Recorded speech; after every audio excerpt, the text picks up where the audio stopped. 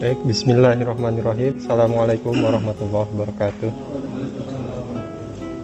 Alhamdulillahirabbil alamin, wassalatu wassalamu ala sayyidina Muhammadin wa ala alihi washabihi ajmain. Hari ini saya ingin mengajak kita semua untuk melakukan kalibrasi pada alat-alat ukur kita. Yang biasa kita kalibrasi itu biasanya timbangan ya. Alat ukur. Kalau di listrik itu voltmeter gitu ya, ampermeter atau multimeter, timbangan dan sebagainya. Nah, sebenarnya secara pribadi kita pun punya timbangan-timbangan itu. Contoh, kalau kita lihat nih di Pasir Ris ini, itu yang paling keren tuh yang mana sih rumahnya. Gitu ya, kan kita punya timbangan tuh, mulai dari awal masuk gerbang sebelah kiri bundaran, wah ini kayaknya sini manajer nih. Terus satu bundaran lagi e-house, wah ini paling gede nih, kayaknya paling keren itu, deket office apalagi rumahnya gede banget. Terus gitu ya, itu kita punya timbangan, punya ukuran, melihat mana yang walaupun secara kualitatif. Nah, ini yang saya maksud. Kita sudah membahas banyak sekali kemarin ya, selama sebulan apa lebih lah.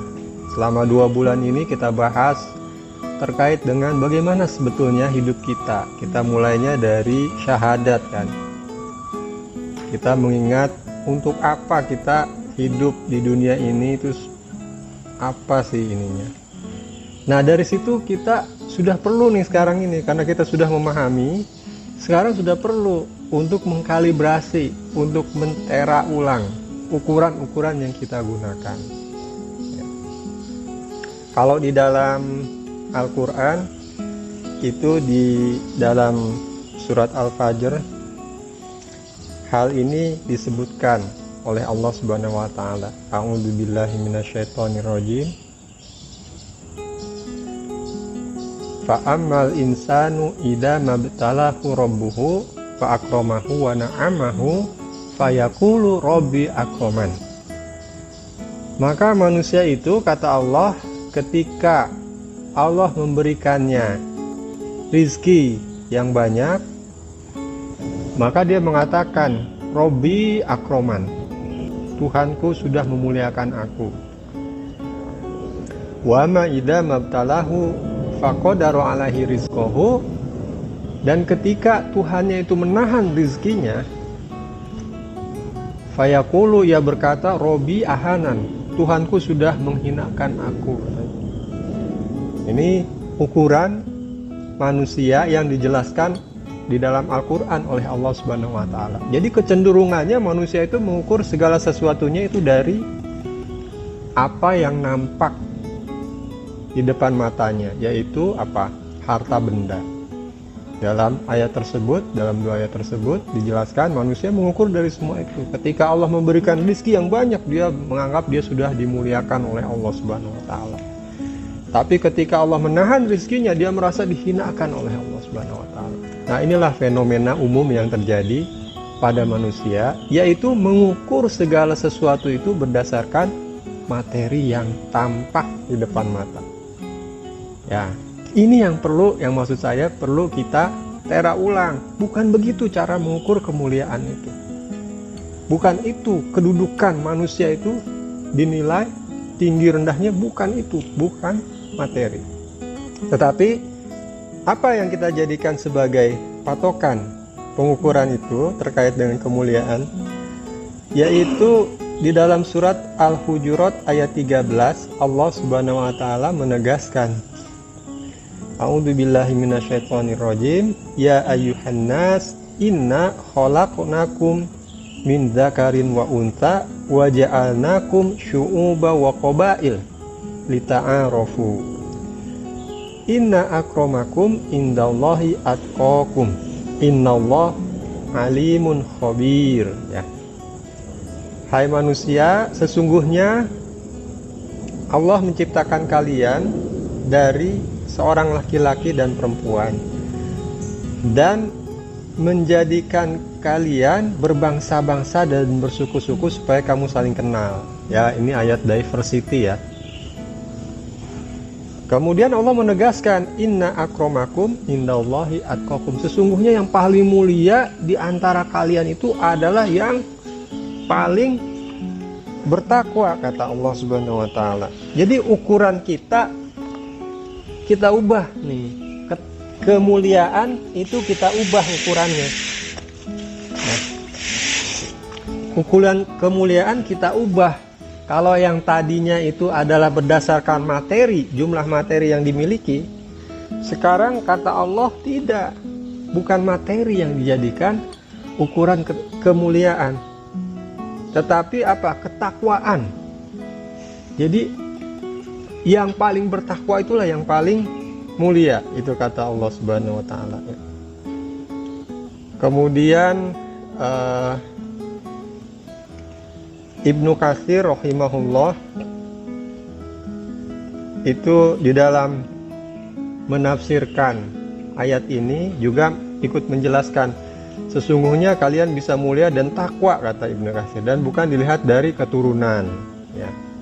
Kemudian dalam tafsir lain, tafsir At-Tabari, beliau mengatakan sungguhnya yang paling mulia di antara kalian adalah yang paling tinggi takwanya kepada Allah, yaitu apa? Yang menunaikan berbagai kewajiban dan menjauhi segala yang dilarang. Bukanlah yang paling mulia dilihat dari rumahnya yang megah atau berasal dari keturunan ningrat ya.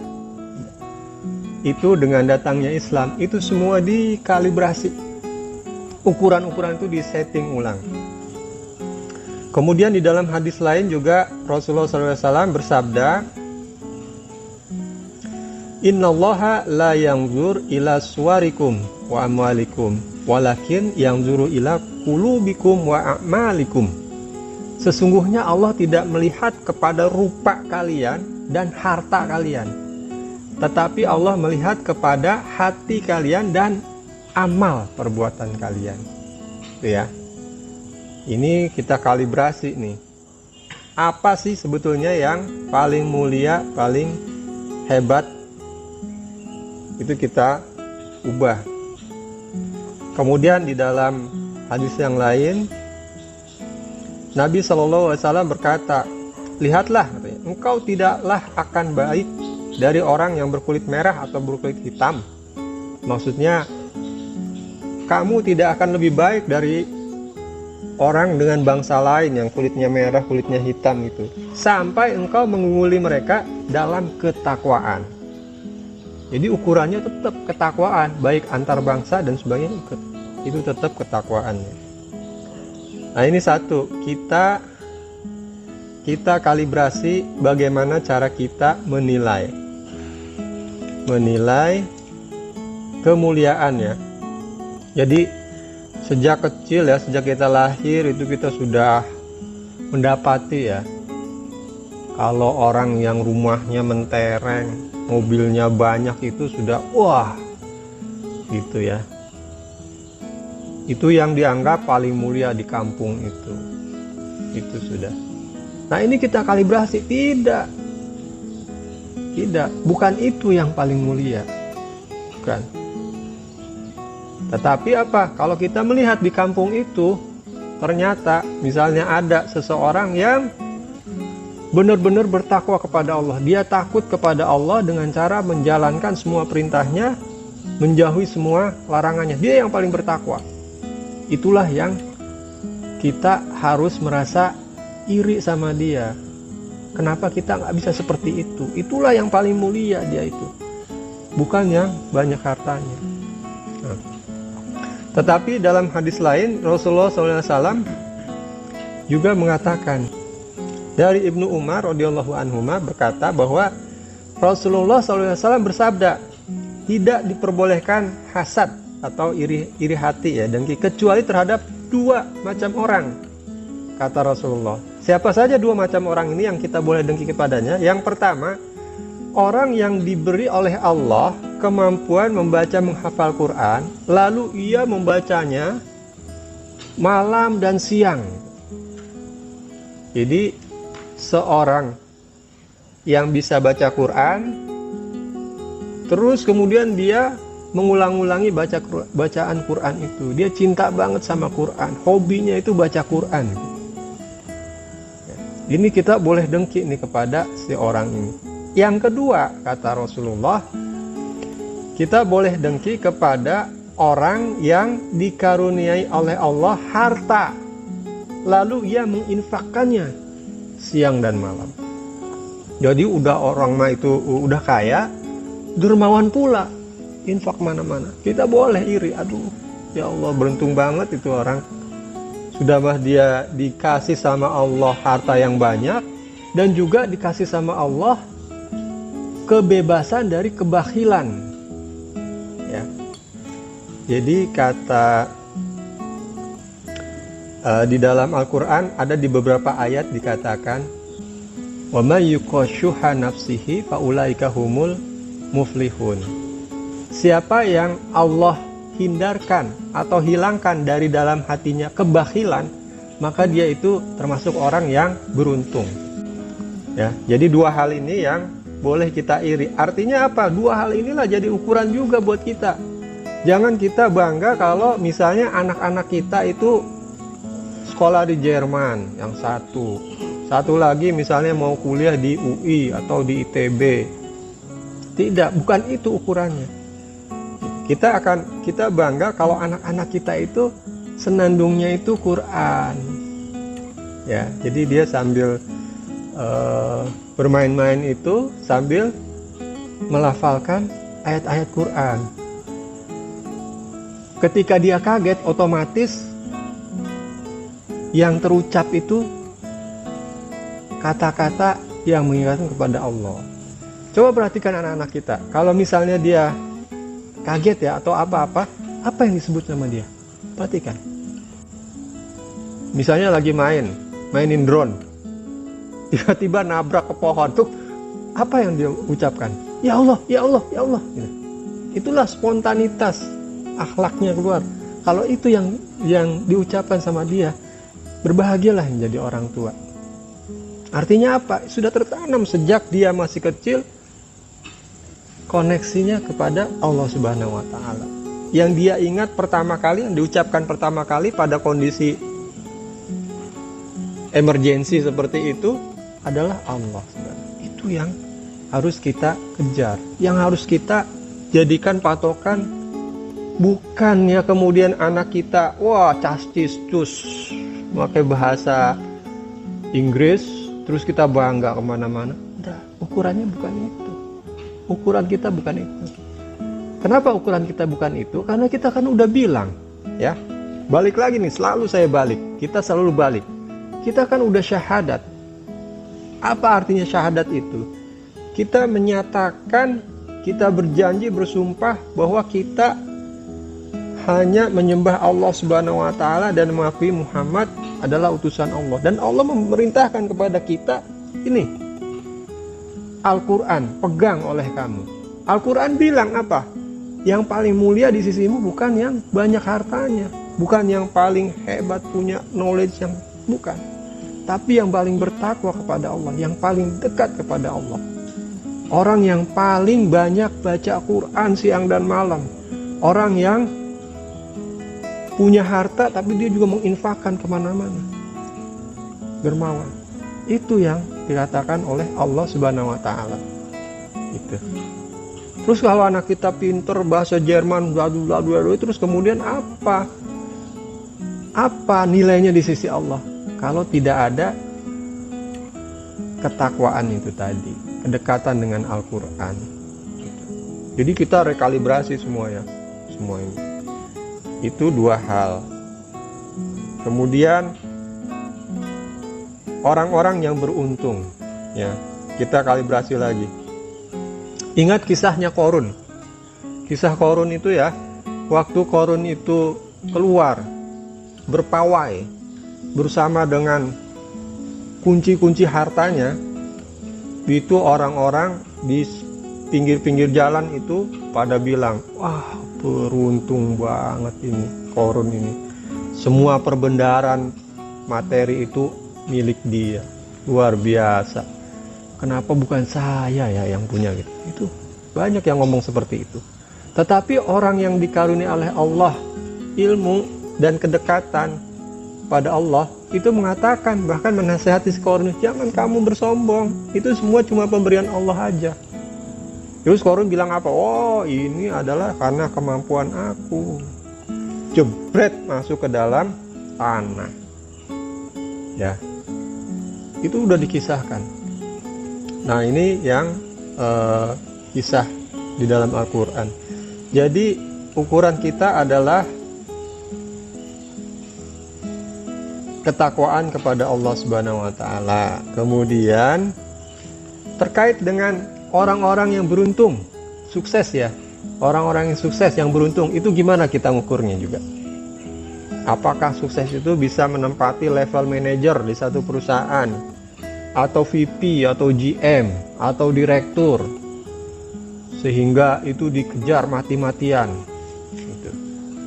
Tidak, sama ini dengan yang tadi, sama. Ukurannya bukan itu.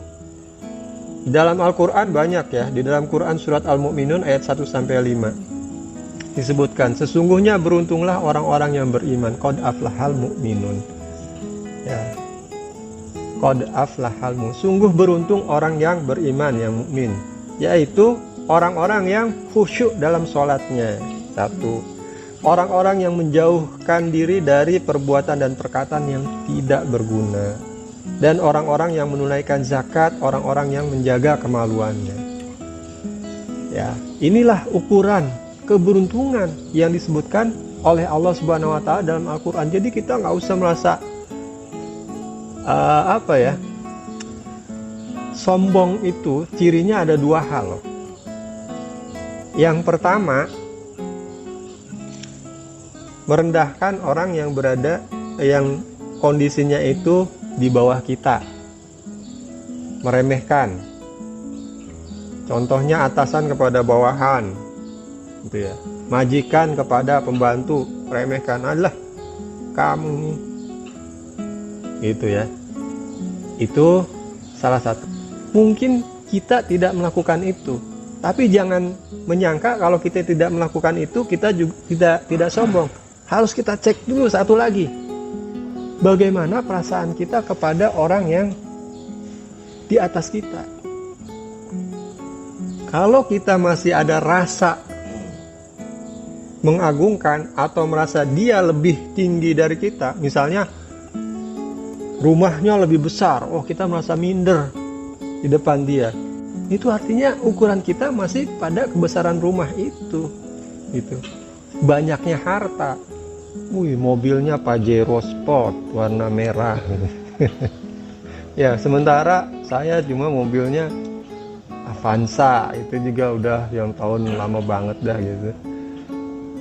Kalau masih merasa itu ya, merasa minder karena hal-hal itu, itulah yang harus kita koreksi. Gak perlu, sama itu. Gitu.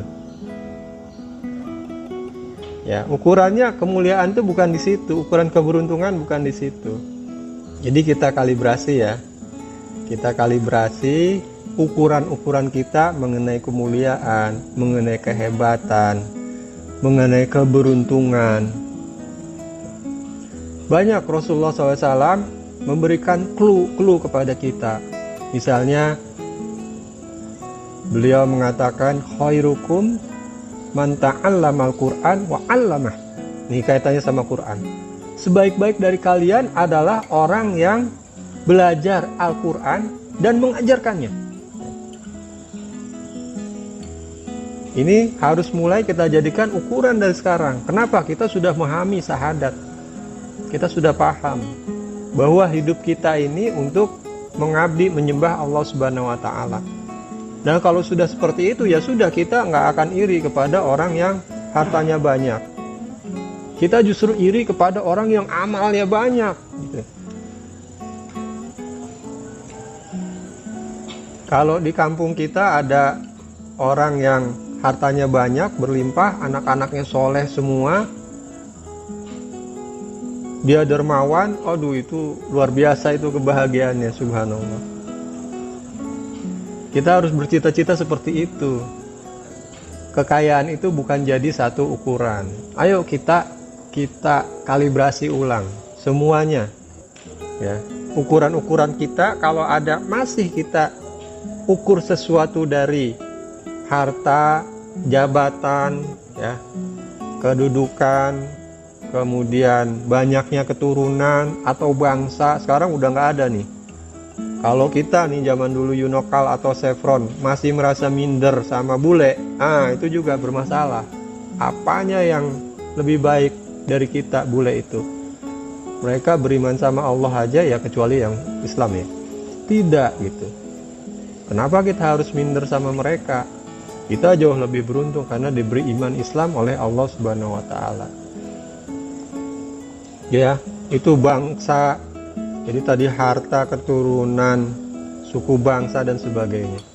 Itu tidak menentukan kemuliaan di sisi Allah Subhanahu wa taala. Nah, yang kita harus iri adalah orang yang udah dikasih Allah harta yang banyak, terus pemahaman yang baik agamanya, amalnya soleh, dermawan, anak-anaknya juga soleh-soleha, istrinya soleha. Itu kita harus bercita-cita seperti itu, kita wujudkan seperti itu ya.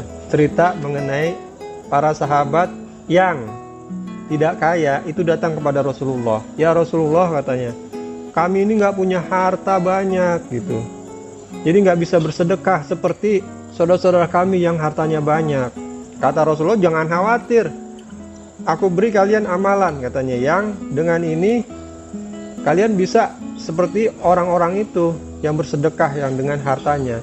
Yaitu apa? Membaca subhanallah 33 kali, alhamdulillah 33 kali, Allahu Akbar 33 kali sesudah sholat, tambah dengan la ilaha illallah wahdahu la syarikalah. Ya, seneng kan mereka? Wah, seneng. Jadi ada rasa iri ya terhadap amalan orang, bahwa orang itu bisa lebih mulia di sisi Allah nantinya. Kenapa dia iri? Karena nanti surganya itu dia lebih tinggi gitu. Nah, disinilah masuk syahadat kita ya, keimanan kita. Kenapa bisa iri? Surganya lebih tinggi. Karena imannya itu, tingkat percayanya itu kepada akhirat, surga neraka itu sudah ngelotok, udah luar biasa. Mereka udah imannya udah selesai itu, nggak dipertanyakan lagi, udah mantep banget lah. Baru kemudian muncul rasa iri tersebut. Seandainya tidak ada keimanan, kepercayaan kepada adanya akhirat, surga neraka, mereka nggak akan menanya-nanyakan yang hal ini. Ada sahabat yang menanyakan juga, ya Rasulullah, ajari aku amalan yang bisa mengantarkan aku ke surga gitu. Atau datang, wahai Rasulullah, kalau aku begini, apakah aku bisa masuk surga? Ya, kata Rasulullah. Wah, dia puas pulang dengan jawaban itu. Dan kata Rasulullah, kalau dia menjalankan dan jujur dengan ucapannya, maka dia akan masuk surga. Jadi imannya itu kepada surga, neraka, akhirat, kepada Allah, kepada hari akhir, kepada Rasulullah, dan itu udah selesai dulu. Makanya kemudian ukuran-ukurannya itu seperti itu, pertanyaan-pertanyaannya seperti itu. Nah, wajar kalau kita masih setengah-setengah ukurannya, kalau kita masih kebahagiaan kita itu kita masih melihatnya di dunia aja nih. Makanya yang paling sukses, yang paling bahagia itu kayaknya orang yang punya banyak harta nih. Nah, seperti itu. Kenapa? Karena kita udah bisa melihat secara langsung kalau di dunia ini, wah, rumahnya kayak istana. Padahal Allah Subhanahu wa taala di dalam dan melalui Rasulnya banyak menjelaskan mengenai istana yang akan didapat di akhirat nanti. Nah, itu kadang-kadang nggak pengaruh buat kita. Ya, karena yang di dunia ini yang lebih terlihat. Nah, itu saja sih masalahnya. Ya, silakan Mas.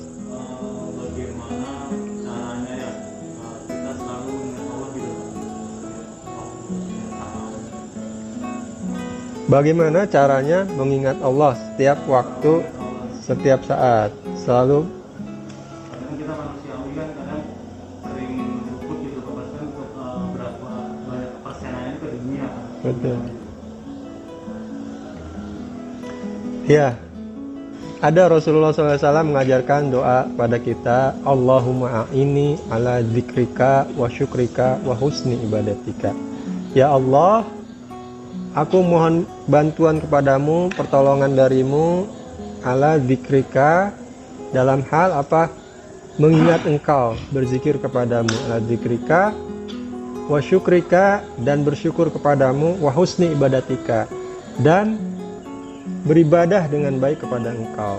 Jadi doa itu ya, itu satu di kita berdoa setiap saat. Karena apa? Karena semua itu Mas, baik kita berzikir, kemampuan kita berzikir kepada Allah, keimanan kita kepada Allah, kepada Rasulullah, kepada hari akhir, kepada surga dan neraka, seberapa besar keimanan tersebut, itu semua adalah pemberian Allah. Makanya kita selalu bilang, nikmat Allah yang paling besar adalah nikmat iman dan Islam. Iman itu apa? Kita percaya sama semua itu yang tadi disebutkan. Islam itu apa? Kita menyerah kepada Allah dan Rasulnya sebagaimana yang ditentukan oleh Allah dan Rasulnya dalam Al-Quran dan hadis. Jadi dua. Nah, doa satu, bahwa kita meminta kepada Allah pertolongan agar Allah menjadikan kita mudah berzikir kepadanya. Nah, tentunya yang kedua berusaha yang tadi paksakan itu tadi. Kita berusaha setiap saat mengingat Allah. Ketika kita melakukan sesuatu, sebut nama Allah dengan penghayatan. Ketika kita mendapatkan sesuatu, mengucapkan alhamdulillah dengan penghayatan. Tapi secara umum, untuk bisa terus-menerus dekat kepada Allah itu ada, kalau Pak Rus bilang ada lagunya itu, Tombo Ati ya. Tombo Ati itu ada berapa perkaranya? Ada 5. Yang pertama, baca Quran dan maknanya. Ya, itu. Kemarin ada yang sudah download nggak aplikasinya? Udah ya? Itu kalau kita lihat tuh, scroll ke bawah, di bookmark aja sampai sini. Sekarang di bookmark, besok buat baca lagi dari situ, bookmark. Kalau kita mau ngerti ya, satu ayat kan muncul tuh. Kalau kita buka satu ayat, di bawahnya ada angka 1, 2, 3, 4. Kalau kita mau ngerti isinya, kita klik yang 4. Nah, muncul tafsir Ibnu Katsir. Menurut Ibnu Katsir tuh penjelasan ayat ini begini. Kalau Departemen Agama, tafsirnya penjelasannya begini. Itu memudahkan sekali. Kalau zaman dulu itu harus membaca buku tafsirnya terpisah, Qurannya terpisah. Kalau sekarang udah gampang banget. Itu baca Quran dan maknanya. Yang kedua apa? Salat malam. Ya, paksakan bangun sebelum subuh. Salat 2 rakaat, berdoa, minta kepada Allah. Ya.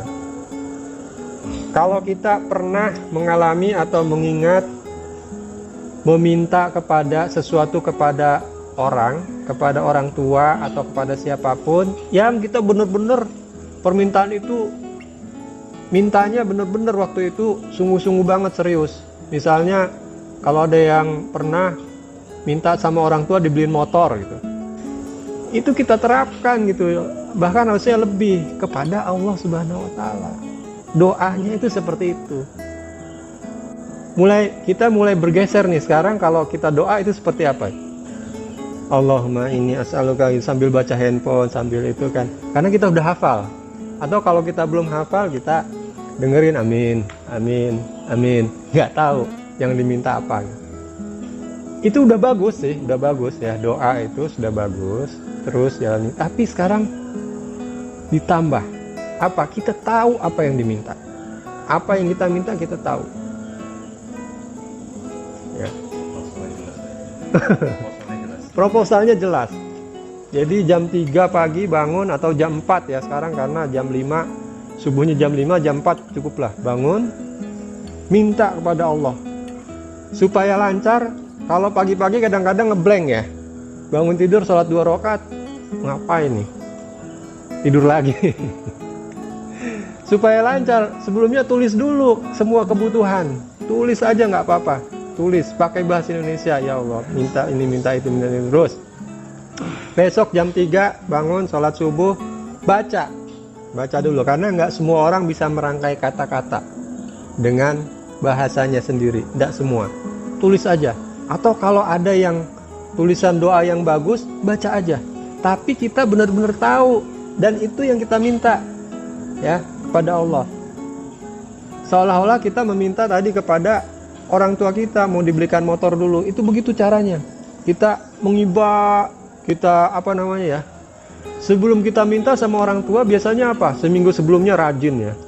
Bersih-bersih rumah. Terus PDKT dulu kan gitu ya. Nah itu sama, kepada Allah juga seperti itu. Kita perhatikan ibadah kita. Apa yang Allah perintahkan, jalankan. Apa yang Allah larang, hindari. Ya, misalnya nih kita lagi perlu sesuatu, aduh, pelik banget masalahnya. Keluar dari Pasirit, naik motor atau bawa mobil, pinggir jalan ada yang terbuka sedikit ya, auratnya, biasanya prototin gitu. Ini jangan, enggak, stop. Nanti Allah marah, Allah nggak akan dengar kita. Ya, kata Allah itu haram, tidak boleh dilihat. Ya. Kalau nggak sengaja, langsung. Iya. Ada itu.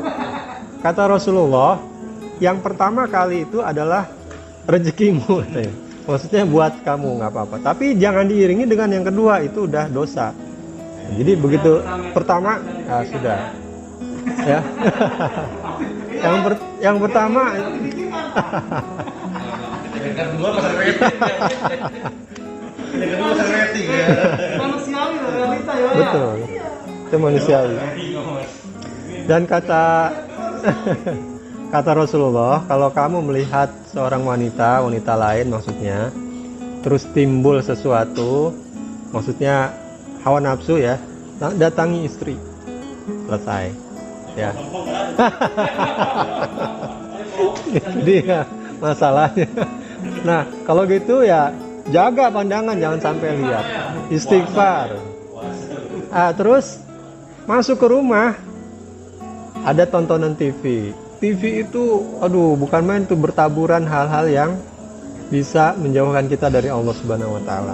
Ya, memang ada dakwah-dakwahnya, tapi iklannya itu atau apa, saya juga udah lama nggak lihat TV bentuknya seperti apa, acaranya saya udah lupa juga. Itu banyak, ya, itu tahan. Banyak ya hal-hal yang harus kita perhatikan sebelum kita pendekatan kepada Allah Subhanahu wa taala. Kenapa? Pertanyaannya, kenapa kok kita, teman-teman di sini ada yang rutin doa dengan sungguh-sungguh nggak? Atau doanya sesudah sholat aja? Doa sesudah sholat ya standar-standar aja.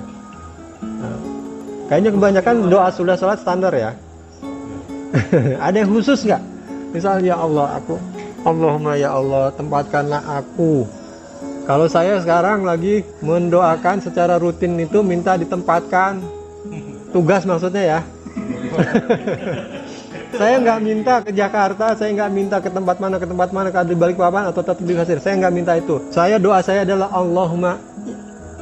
Allahumma anzilni munzalan mubarakan, sebagaimana doanya Nabi Nuh ya. Ya Allah, tempatkanlah aku di tempat yang berkah. Wa anta khairul munzilin. Dan engkau adalah sebaik-baik pemberi tempat. Nah, ayo teman-teman semua, kita biasakan doa seperti itu. Minta apa kebutuhan kita, hajat kita, apapun itu minta kepada Allah. Gitu. Pertanyaannya, kenapa kita kok jarang ya? Padahal Allah bilang, ud'uni astajib lakum. Berdoalah, mintalah kepadaku, kata Allah, niscaya aku kabulkan. Tapi kok kita jarang ya? Jujur aja lah, kita jarang mau minta. Kita lebih mungkin senangnya berusaha sendiri ya. Kalau ada apa-apa kita berusaha sendiri gitu, menyelesaikan sendiri, mencari sendiri, cari pekerjaan, usaha sendiri. Yang urusan doanya ini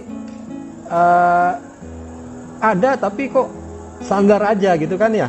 Nggak sesungguh-sungguh seperti kita kalau minta sepeda motor sama orang tua dulu waktu masih remaja gitu ya. Kenapa? Kembali lagi ke iman. Ya. keyakinan kita akan Allah sebagai pemberi rizki kita satu-satunya, itu yang harus kita perkuat. Kita yakin. Makanya kalau kita dapat terima gaji, langsung kita connect kepada Allah. Ya Allah, ini engkau rezeki yang engkau yang memberikan. Kita bersyukur dan minta lagi, ya Allah, bulan depan 2 kali lipat ya Allah gitu. Boleh nggak? Ya boleh. Kenapa tidak gitu?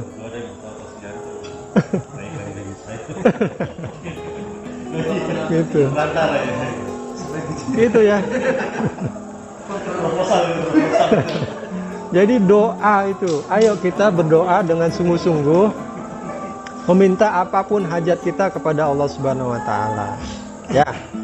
Mungkin itu diskusi kita, sedikit reminder kita pada hari ini, semoga bermanfaat. Kurang lebihnya saya mohon maaf. Billahi taufiq wal hidayah. Assalamualaikum warahmatullahi wabarakatuh.